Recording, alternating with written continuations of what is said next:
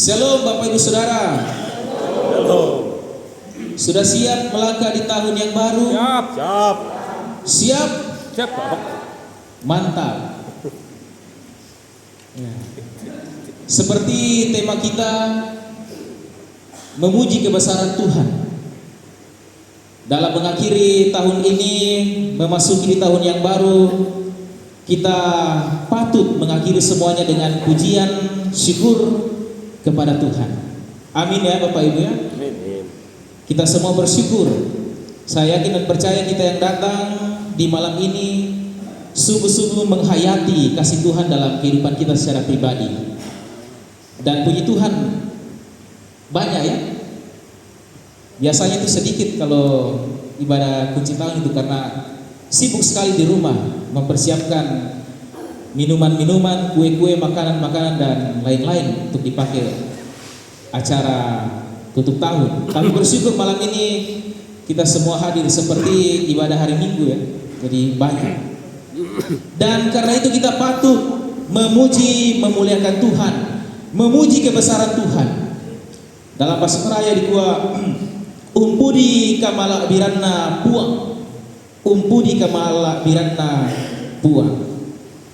Nah Bapak Ibu Saudara, sesungguhnya dalam momen saat ini, dalam mengakhiri tahun ini, seharusnya kita lebih banyak berefleksi ya. Lebih banyak berefleksi, merenungkan hidup kita, mengintrospeksi perjalanan hidup kita. Orang bilang itu, jika hidup mau berkualitas, jika hidup kita mau maju, kita harus lebih banyak berefleksi dan mengintrospeksi diri. Kalau tidak, hidup kita tidak akan maju. Kita tidak akan belajar dari masa-masa lalu. Ketika kita melihat ke belakang Bapak Ibu, apa yang sudah kita alami di tahun 2025 ini, pasti banyak pelajaran ya. Banyak pelajaran Bapak Ibu. Secara pribadi pasti banyak pelajaran. Pasti banyak kenangan-kenangan yang kita alami.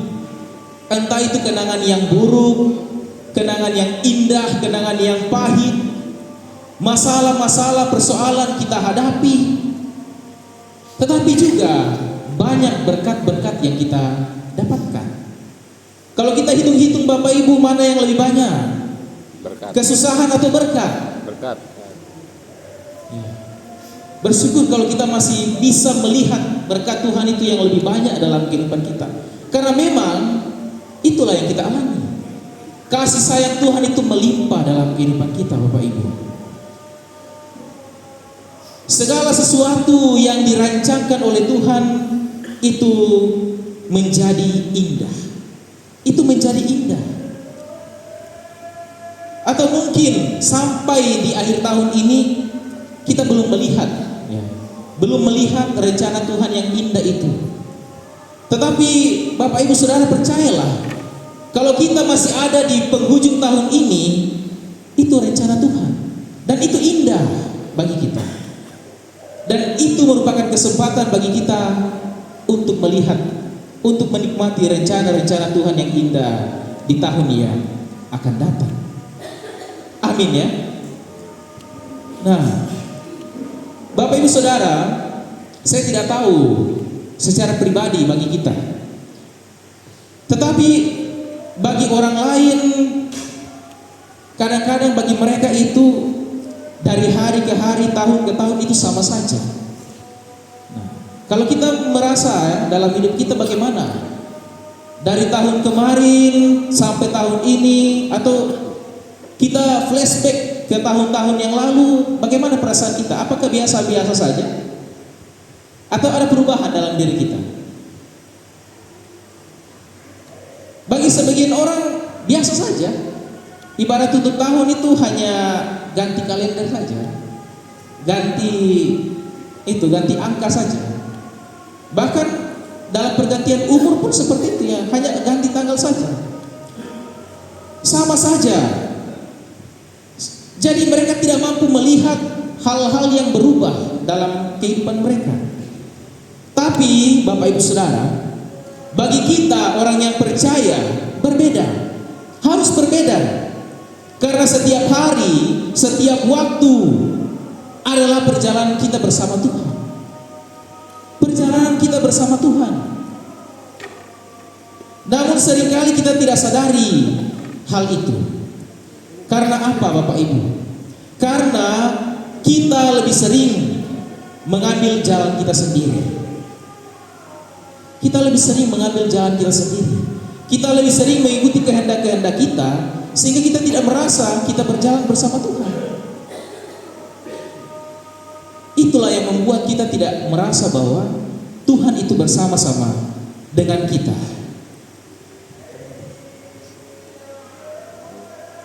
Tapi Tuhan itu selalu baik Bapak Ibu.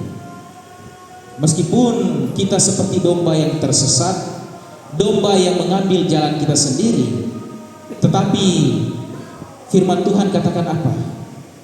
Tuhan itu adalah gembala yang baik. Allah itu gembala yang baik. Gembala yang selalu mencari domba-domba yang tersesat. Gembala yang selalu mencari menuntun domba-domba yang tersesat. Bahkan dia menggendong dan menyelamatkan. Bahkan dia rela untuk berkorban dirinya demi menyelamatkan kita. Buktinya apa Bapak Ibu? Buktinya saat ini. Saat ini kita masih ada di penghujung tahun ini. Itu karena Tuhan. Itu karena Tuhan. Itu karena tuntunan dari Sang Gembala Agung kita. Ya. Kalau kita baca di Mazmur tadi, itu sungguh luar biasa. Bagaimana pandangan Tuhan terhadap umatnya. Di mata Tuhan itu kita sangat berharga Bapak Ibu. Kita yang adalah bagian kecil dari seluruh ciptaan Allah.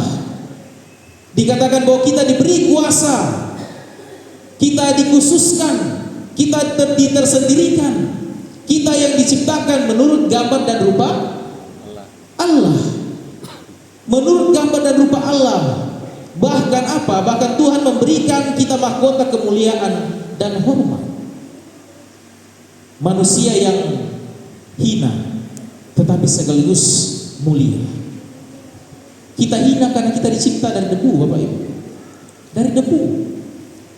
Tapi kita mulia karena Allah menghembuskan nafas dalamnya.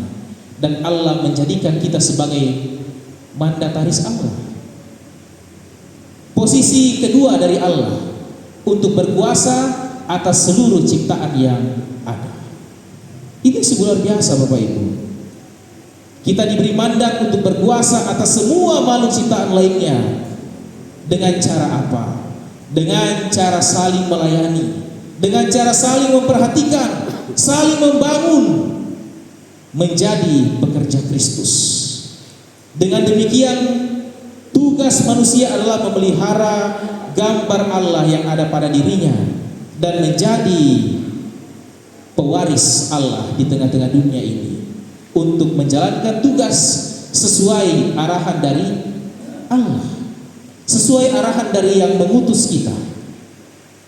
Nah, Bapak Ibu Saudara, sekarang kita tahu jika manusia adalah makhluk yang mulia yang diciptakan Allah, lebih mulia dari ciptaan lainnya, maka kita jangan menilai hidup ini dengan hal-hal materi. Jangan menilai berharganya seseorang, berharganya tingginya nilai seseorang dari materi, dari kekayaannya, dari jabatannya, atau apapun yang mulia menurut ukuran dunia, menurut ukuran manusia. Karena apa? Karena nilai dari manusia, nilai dari seorang manusia itu ditentukan dari apa? Dari apa kata Tuhan? Dari apa kata penciptanya, Bapak Ibu? Jadi jangan suka menilai orang seenaknya. Jangan suka menilai orang dari penampilannya, dari fisiknya. Jangan suka menghakimi. Kita semua punya kesalahan, punya dosa. Dan dosa itu semua sama di mata Tuhan. Dan kita pun semua diberikan kesempatan untuk bertobat, untuk kembali ke jalan yang benar. Nah, Bapak Ibu Saudara, betapa mengerikan di dalam dunia ini. Sekarang apa yang terjadi? Realita. Manusia saling menghina, manusia saling menghujat, terjadi pembunuhan, manusia saling menjatuhkan. Ya. Tidak usah jauh-jauh, kita lihat di kampung kita. Apa yang merusak generasi muda kita, Bapak Ibu? Apa yang merusak generasi muda? Narkoboy. Iya. Narkoboy, narkoba. Ya. Saya dengar dari pemerintah, Desa Pengadan ini terkenal dengan apa? Dengan narkoba ya, dengan ninja. Citra jelek kampung kita, Bapak Ibu. Ini sangat miris. Belum lagi kita dirusak dengan judi. Itu semua karena apa? Karena keserakahan. Keserakahan manusia. Sehingga dari semuanya itu, dari keinginan untuk pakai narkoba, keinginan untuk judi, mulailah ada keinginan-keinginan dosa yang lain. Mencuri. Itu semua merusak masa depan, Bapak Ibu. Merusak generasi masa muda, generasi kita. Merusak akhlak dan menimbulkan trauma. Dan juga kasus-kasus dalam keluarga. Tidak sedikit kasus perceraian di dalam keluarga. Di dalam keluarga Kristen pun seperti itu. Penyebabnya ya banyak. Masalah ekonomi, KDRT, masalah-masalah sepele.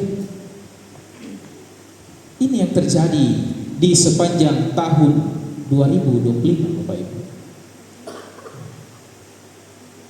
Semoga tidak terjadi di jemaat kita. Jangan sampai itu terjadi, Bapak Ibu. Ketika kita merenungkan semuanya itu, tentu kita berharap hal-hal itu tidak akan terjadi di tahun yang akan datang, di tahun 2026. Namun siapa yang tahu? Iya kan? Siapa yang tahu? Itu tergantung lagi bagaimana kita menjaga diri, bagaimana kita menjalani kehidupan ini. Kalau kita betul sungguh-sungguh menjalani kehidupan kita ke depan dengan penuh penyerahan diri pada Tuhan, percaya itu semua tidak akan terjadi. Kalau kita dengan sungguh-sungguh mau bertobat, kembali kepada jalan Tuhan, percaya itu semua tidak akan terjadi. Amin. Untuk mengakhiri tahun baru, mengakhiri tahun ini, dan melangkah di tahun yang baru, mari menyadari dan menjadikan semuanya itu sebagai pelajaran bagi setiap kita. Setiap apa yang telah terjadi itu kita lihat sebagai kelemahan kita, kita lihat sebagai keterbatasan kita. Setiap kegagalan dalam kehidupan kita, baik secara pribadi, secara keluarga, pun dalam kehidupan bersama, dalam persekutuan, dalam masyarakat, kita maknai sebagai kelemahan kita sebagai manusia yang tidak luput dari dosa dan kesalahan. Namun ingat Bapak Ibu, dan kita harus tanamkan dalam hati kita bahwa sekali lagi, kalau kita masih ada sampai sekarang, kalau Bapak Ibu masih duduk di tempat ini, di kursi itu tandanya apa? Itu tandanya Tuhan masih percaya kepada saudara. Tuhan masih percaya kepada saya dan Bapak Ibu. Dia masih percaya kepada kita. Kita ini bukan hanya hamba Tuhan. Dikatakan bahwa semua orang itu adalah hamba Tuhan, hamba yang menjalani perintah-perintah Tuhan. Tapi ingat, saya dan Bapak Ibu juga adalah anak-anak Tuhan. Kita ini adalah anak-anak Tuhan. Bahkan Bahkan Yesus pun menganggap kita apa? Saudara. Kita ini saudara Yesus. Dan bahkan Yesus adalah sahabat yang sejati. Kalau demikian Bapak Ibu, betapa berharganya kita. Tuhan itu masih percaya kepada kita. Meskipun kita banyak kelemahan, meskipun kita selalu sering berbuat kesalahan dan dosa, tapi Tuhan itu sungguh baik, masih mempercayakan keluarga kepada kita, masih menitipkan anak-anak kepada kita. Tuhan masih memberikan kita orang tua yang sangat-sangat menyayangi kita. Banyak orang-orang yang masih peduli kepada kita. Itu semua kasih sayang Tuhan. Tuhan masih percayakan kita semuanya itu. Karena itu Bapak Ibu, mari kita kembali bertekad untuk memulai hidup baru. Mulai malam ini, ketika Bapak Ibu keluar dari gedung ini, ketika Bapak Ibu kembali, renungkanlah kebaikan Tuhan itu dalam diri kita. Mulailah hidup baru. Perjalanan selanjutnya di tahun yang baru segera akan kita jalani, dan tentu akan menghadapi berbagai dinamika hidup. Tetapi ingatlah yang saya katakan tadi, Tuhan sangat mengasihi kita. Tuhan masih percaya pada kita. Dan kita baca tadi di bilangan 6 ayat 24 sampai 26. Itu adalah apa? Itu adalah jaminan bagi kita. Berkat Tuhan atas kita. Mengakhiri perenungan ini, saya sampaikan isi hati Tuhan pada kita. Tuhan katakan bagi kita seperti ini: hayati dan amini. Tuhan katakan, Tuhan memberkati engkau dan melindungi engkau. Tuhan menyinari engkau dengan wajahnya dan memberi engkau kasih karunia. Tuhan menghadapkan wajahnya kepadamu dan memberi engkau damai sejahtera. Mari sama-sama katakan Amin. amin.